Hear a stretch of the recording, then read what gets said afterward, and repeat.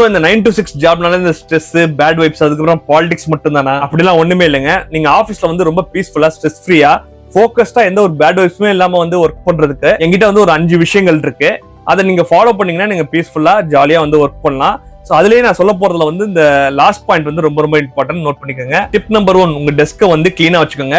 உங்க ஒர்க் பண்ற டெஸ்க் வந்து பாத்தீங்கன்னா உங்க மைண்டோட ரிஃப்ளெக்ஷன். காலையில வந்ததுமே பிரைமரி சிஸ்டம், அதுக்கப்புறம் நோட்ஸ் தவிர்த்து எல்லாத்தையுமே அந்த டெஸ்க்ல இருந்து கிளியர் பண்ணுங்க. சுத்தமான இடம் இருந்தாதான் ஒரு நிம்மதியான ஒரு மைண்ட் இருக்கும். டிப் நம்பர் 2, மல்டி டாஸ்கிங்க்கு நோ சொல்லுங்க. ஒரே நேரத்துல 5 விஷயத்த நீங்க பண்ணணும்னு நீங்க நினைச்சீங்கன்னா கண்டிப்பா போக்கஸ் மாறும். அது மட்டும் இல்லாம நிறைய விஷயம் தப்பா தான் நடக்கும். அதுக்கு பதிலா one task at time follow பண்ணுங்க. ஒரு டாஸ்க் முடிஞ்சதுக்கு அப்புறம் இன்னொரு டாஸ்க் பண்ணுங்க.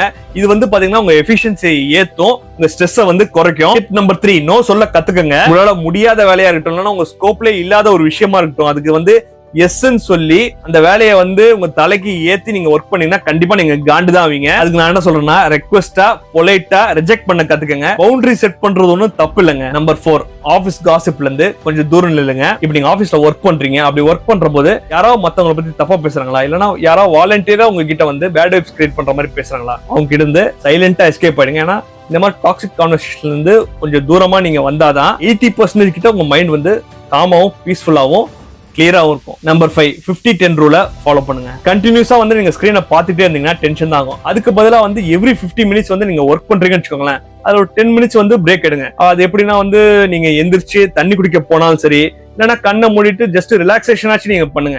ஏன்னா இந்த ஒரு சின்ன பிரேக் தான் வந்து பாத்தீங்கன்னா உங்க போக்கஸ் வந்து ஒரு பீக் லெவலுக்கு கொண்டு போகும். தென் நான் இப்ப சொன்ன இந்த 5 டிப்ஸையும் நீங்க ரெகுலரா ஃபாலோ பண்ணீங்கன்னா உங்க ஒர்க் லைஃப் வந்து ரொம்ப ரொம்ப பீஸ்ஃபுல்லாவும், காமாவும், கம்போஸ்டாவும் போகும். இது வந்து உங்களோட ஒர்க்ல இருக்க ஃப்ரெண்ட்ஸுக்கு வந்து கண்டிப்பா நீங்க ஷேர் பண்ணுங்க. இந்த என்டையர் வீடியோ உங்களுக்கு பிடிச்சதுன்னா லைக் பண்ணுங்க. இதே மாதிரி வித்தியாசமான டிஃபரெண்டான டாபிக் உங்களுக்கு வேணும்னா நம்ம பேஜை ஃபாலோ பண்ணுங்க.